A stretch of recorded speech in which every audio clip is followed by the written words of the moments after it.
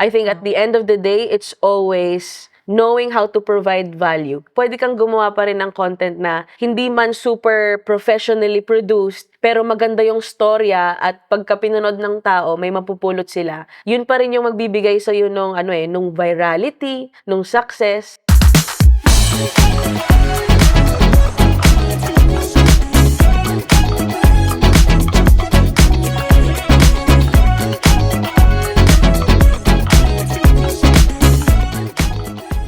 Hi, Abby. Welcome to the Department of Trade and Industry. I'm the Secretary of DTI. My name is, of course, Secretary Chris Roque, and I'm happy to have you here, and I look forward to our discussion for today. I've heard a lot about you and how you started, and I'm sure you can inspire a lot of people that are really yung gusto nilang maka-explore ng iba namang klaseng negosyo, or pwede rin nilang malaman kung ano yung pwede nilang gawin or pwede nilang pasukan.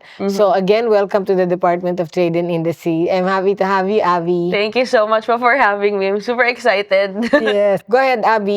I-explain mo sa ating mga viewers kung ano talaga ang negosyo mo, tapos ano yung mga pinasukan mo, especially during the pandemic where a lot of businesses were closed. Pero ikaw, nag-thrive ka. Yes. Sige, Abby, kwento mo sa amin. Yes, so sa mga nanonood, ako po si Abby Marquez. Baka mas kilala niya ako bilang Lumpia Queen or Lumpia Rapper. Or minsan sa mall, bigla na po Lumpia! Ganon. Ako po yun. I started during the pandemic. Okay. So, I am a full-time content creator. What made you start? Yes. Okay, go ahead. It was accidental and really, I just started doing or filming content for fun. I was just an artist at home, cooking a lot of things for the family. And at the same time, I had this phone. I had a phone with me, I had internet, and I really like the process po kasi of making videos putting stuff together. And I was doing a lot of filmmaking as well on the side as a hobby or passion.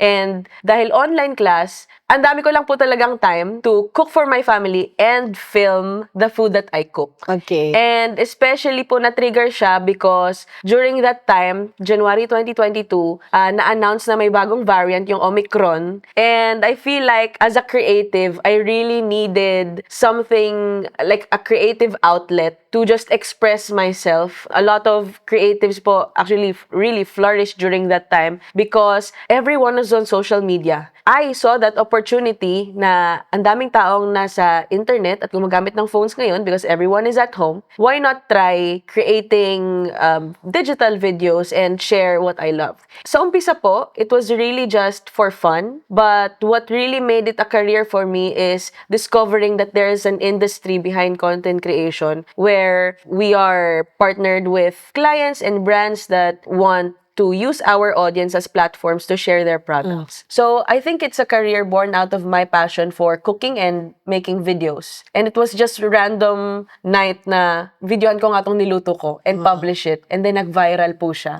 Okay. So that's how I figured na I could do this because I've proven to myself na may audience pala kapag gumawa ko ng mga videos. You know, ang pinaka-importante is we really thrive under pressure or under circumstances that are not normal or that are out of the ordinary. Doon mo makikita na talagang yung galing ng tao or yung pagkapursigido ng isang tao to really go the distance and to really make things happen in spite of and despite of the different challenges that they may encounter. Ito yung actually na-experience ng mga kababayan natin na ang dami nilang challenges pero they can learn from you. Okay, ano yung nag-viral? Ano yung una mong kinuha tapos nag-viral? Ano Yes yun? po. The first video that went viral was a 5-ingredient tuna pasta dish. Okay. The interesting thing about it po is I've been doing videos. Maybe it was my 3rd or 4th video, but it's the first time that I treated the video as something for people to watch.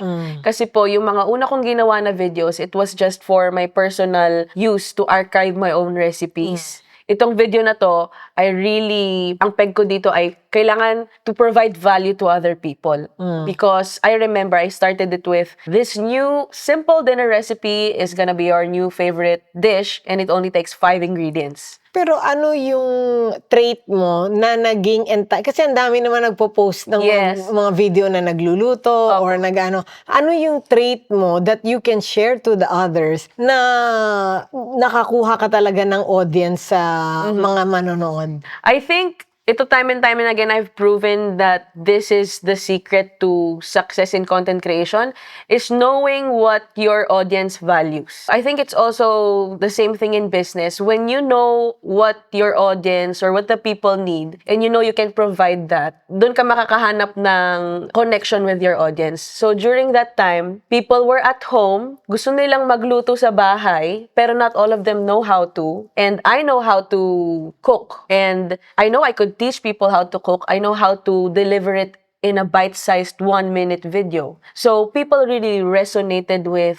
video tutorials that are easy to understand. Pero don't you think it was also your personality? Meron kang personality na nakaka-attract ng tao? Kasi ang dami namang pwedeng pumasok eh. Pero ano yung personality mo na meron ka na feeling mo was able to get the attention of the audience? Part po talaga yung personality because that's how you stand out po.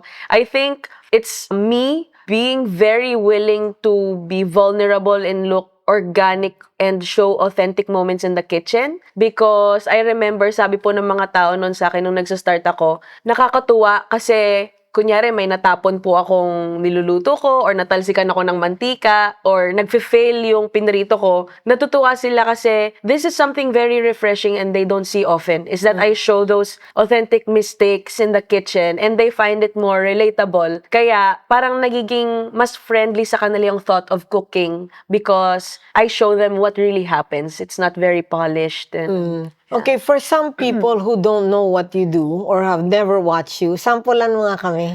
oh my God.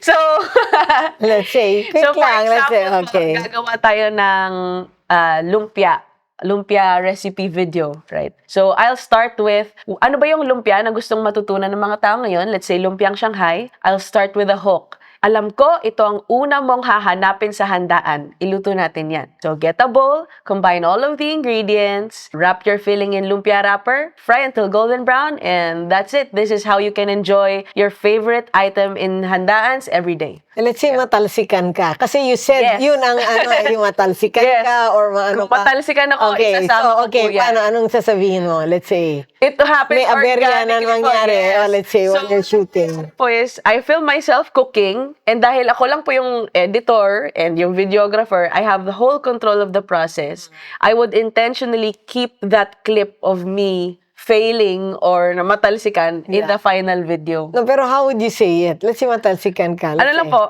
Ay! It doesn't have a dialogue po. It's not planned. It's not okay. planned. Kung may mangyaring ganong kalokohan or yes. aberya dun sa video, I will just keep it in the final video. It's not okay. intentional. Yes, okay. Kasi ako din naman po mag-aksaya para sa views. Okay, so how did you become the Lumpia Queen and why did they call you the Lumpia Queen? Ibahagi mo sa amin dito. So, I started with ulam recipes, but there was this one point na meron kaming leftovers of marshmallow, lumpia wrapper from a handaan, an outing. And the question was very clear to my head. Nung nakita ko yung marshmallow at lumpia wrapper sa bahay, what happens if I fry the marshmallow in lumpia wrappers? And it was an experiment na feeling ko kailangan masagot because if it works, this is gonna be a mind-blowing, wow, pwede pala yun na dessert. I filmed the process and actually po nag-fail yung pagprito ng marshmallow sa lumpia wrapper, nag-melt lang yung marshmallow. But I published it and people really resonated with the product kasi una, nag-fail and parang nagkaroon po sila na-trigger sila mag-comment ng dapat kasi ganito yung ginawa mo. Dapat finreeze mo yung marshmallow, dapat dinouble wrap mo yung lumpia wrapper. And ang ginawa ko po, pinatulan ko lang sila. All of their suggestions, I made a video doing their suggestion to the recipe. And that series made such an impact na even when I came back to producing yung mga ulam-ulam videos or kahit kanin na video lang yan, ang una na po nilang i-comment, what if yan naman ang ilumpia wrapper mo. So, dun po sila nagkaroon ng recall. Yeah. Okay, so from the lumpia, what else do you feature in your vlog? Yes, opo. Yes. So, aside from lumpia, actually, a lot of Filipino dishes. Some of them have gone really viral and some of them gained recognition in other countries like tortang talong, leche flan, something that's really, we eat every day. So masarap ang, Yes. in other words, if I copy yung recipes mo, masarap siya. Yes po, yes. Okay. Baka Filipino dishes, sometimes experiments or mga may twist. Like recently, we tried laing lasagna. And sometimes I also share recommendations on like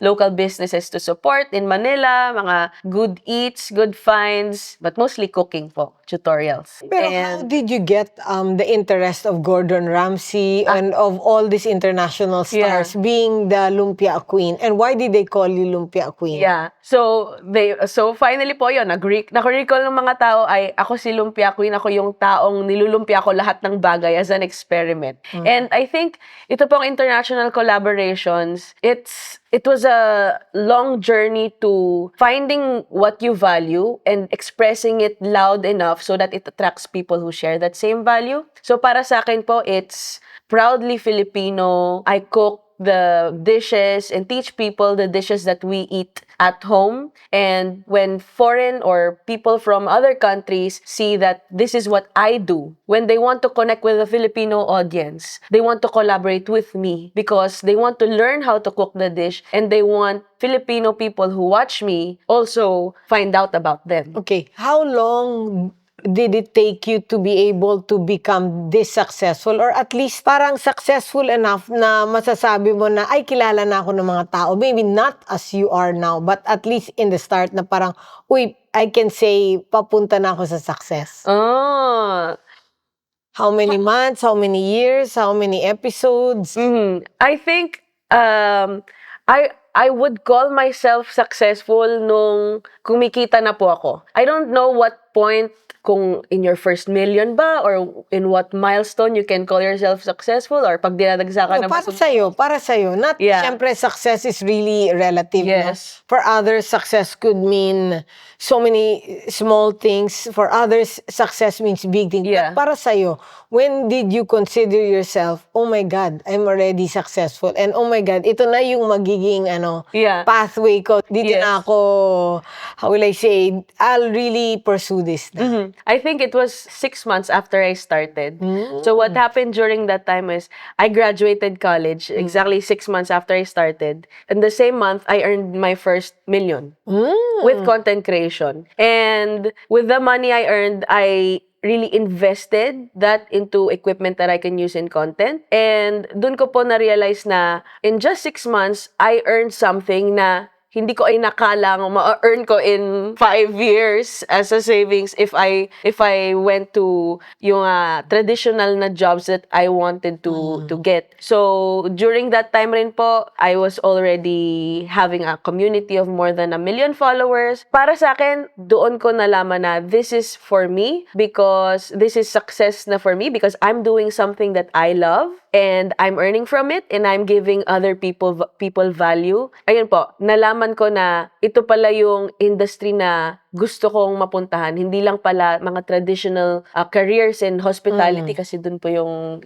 background ko in hospitality or food. But digital, something that uses all of my hobbies and something that makes people happy. Alam natin that the digital platform and all of these things keep on changing every day and so many competitors come in, may mga bago. How do you stay relevant? It's an everyday challenge po actually. Yes. Number 1, always keeping up to date sa mga trending ngayon. But at the same time, hindi porket puro trending or kung ano lang yung uso ngayon, yun na yung gagawin. I think at the end of the day, it's always knowing how to provide value. Yun lang po talaga Kasi you can always make evergreen content. Pwede kang gumawa pa rin ng content na hindi man super professionally produced, pero maganda yung storya at pagka pinanood ng tao, may mapupulot sila, yun pa rin yung magbibigay sa'yo nung, nung virality, nung success, and it's something that's we also see in the past na may mga vloggers no na sobrang sikat pero as time went by medyo nagsettle sila with yung mga very kalokohan na lang, wala ka naman masyadong mapupulot. Sila yung parang medyo nahirapang magstay relevant in the in this industry. Okay, yeah. Opo. What suggestion can you give those that want to start this career and then if stable itong career for any at least MSME or anyone could get started here? Kasi pwede naman sila mag-umpisa dito. Then after that, they move to Yes. higher. Yes. Like I'm sure for you, you have other dreams from you started here, tapos papunta sa lumpia. I'm sure after Yeah. that, we can discuss that after, no? But Yes. for others na nag-uumpisa pa lang, anong advice mabibigay mo sa kanila? Sa mga aspiring na content creators katulad ko, I think find what you're really good at and find that thing na makakabigay ka ng value to others. If makukuha mo yan sa mga clues like pagka may certain na topic, ikaw yung lalapitan ng mga tao. Ibig sabihin, meron ka ng credibility sa space na yon and you know that meron kang value na mabibigay sa ibang tao. Stick to that because that is how you will make good content.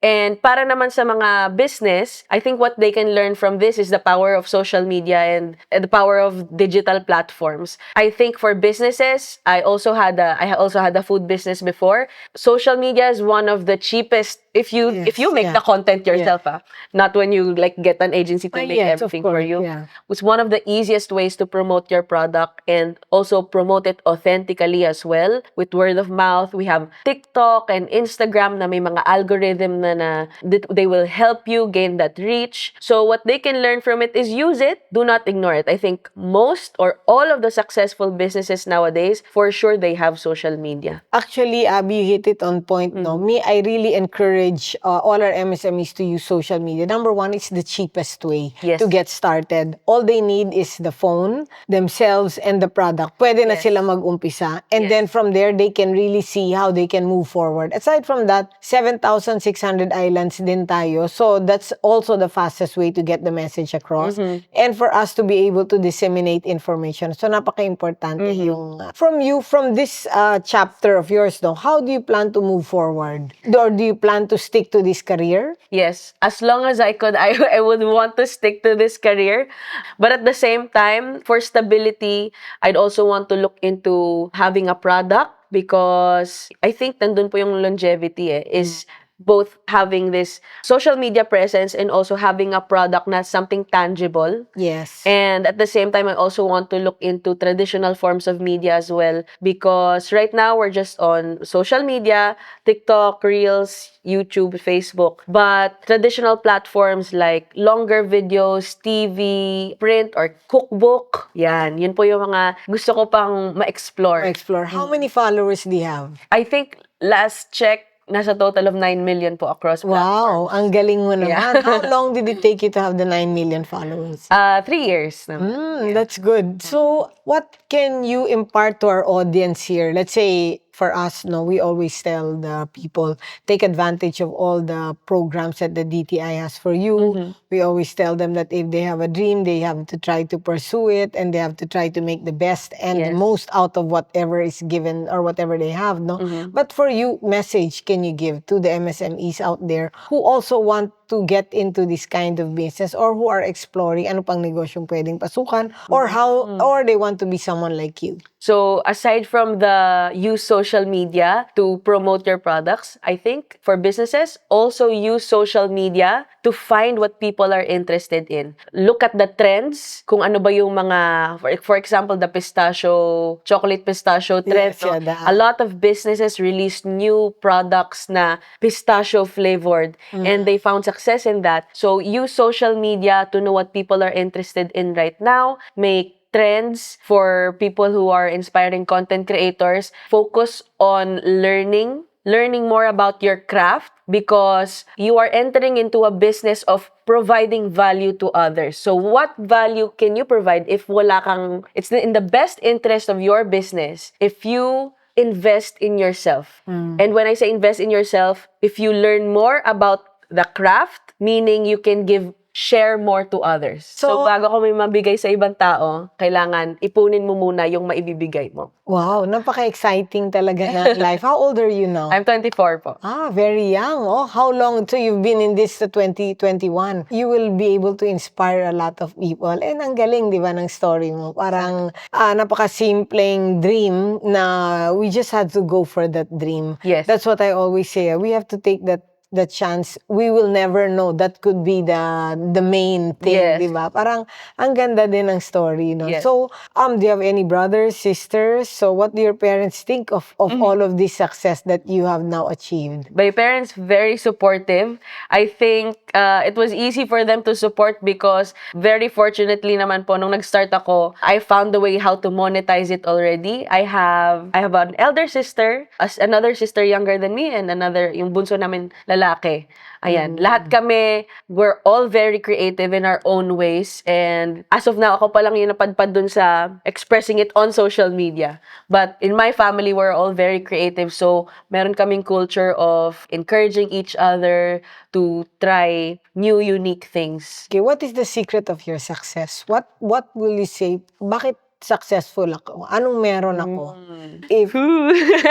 Anong meron ako? What sets me apart from the rest? Diba? Like, example, some people, let's say for me, I'd say I strive for excellence in everything that I do. I never do things half-heartedly. I never do things mediocre. Lahat ng pwede kong ibibigay ko siya. So that in the end, I've got no regrets. Yes. And in the end, I can say na parang, oh, I did my best. Or, oh, ang galing ko. Yeah. Diba? Not like if I give half of myself, then I'll always live a life of regrets. Yes, So for you, anong meron ka that sets you apart from the rest? Tapos sasabihin mo, ako si Abby. Yes. I think it's 3 things. Number 1 is exactly what you said, Sek, no? It's doing things, not just 100%, but I always try to go the extra mile. Yes, yeah. I always say that, but you should give 1,000%. Yes. Yes. So it's excellence in what you're doing. I think the next one would be really personality, especially in my industry. It's really important that you stand out from all of these content creators. Lagi ko sinasabi na sa 1,000 na content creators or vloggers, if lahat sila mag-release ng adobo recipe video, how will yours stand out? Yeah, tsaka lalaban ka rin sa artistas. Ay, artistas? Yes. So I think second one is personality. And third, I think it's very underrated, but it's really professionalism and how you treat others. I think the only way you can last in this industry is if you build a good network and build a network that supports you. Kasi I would say it's quite small. The industry is quite small. Kung ano yung mangyari dito, malalaman yan ng mga taga dyan, ganyan. So, it's treating people nicely, with kindness, and making genuine connections. That's how you will last. Okay, so thank you, Abby. Thank you for giving us, the Department of Trade and Industry, and all our viewers, of course, and the MSMEs, the chance to really know your story and to be able to also see how successful you have become at a very young age. So parang ang galing, di ba? Ang galing ng Yes, kwento mo. So it's also nice to be able to share these stories to other people so that they can be inspired, they can learn, maybe not in the same business, but at least they can also learn yung mga traits mo that they can adopt or that they can carry or that they can imbibe also. So that for them to be able to be successful like Yes you. po. So again, good luck in your career, and the Department of Trade and Industry is always here for you to support you in everything that you want to do, especially that has to do with trade and industry. Nandito lang kami. So I'll give you can always message me, you can always come here, and we can always share a lot of ideas that you can share to other people. Remember, someone has opened the door for you. We must open the door for other people. That also happened to me, and that's also precisely why I'm here. Thank you So so that's also precisely why you're here. You share your stories, and ang galing di ba? You can inspire other people, and other people are inspired by you, your story. And parang you can also look back and say na parang, wow, ang layo na ng rating ko. We must continue to help each other. We must continue to be together in everything that we do, because we always remember, alone we can do so little, but together we can do a lot. And we are definitely stronger together. Yes. So let's continue to work together for the best of the beautiful Philippines. Yes, and the beautiful women of the Philippines. you. Thank you so Thank much you po, so Secretary much. Yeah, Senador. thank you, of course. Thank you, thank you, thank you.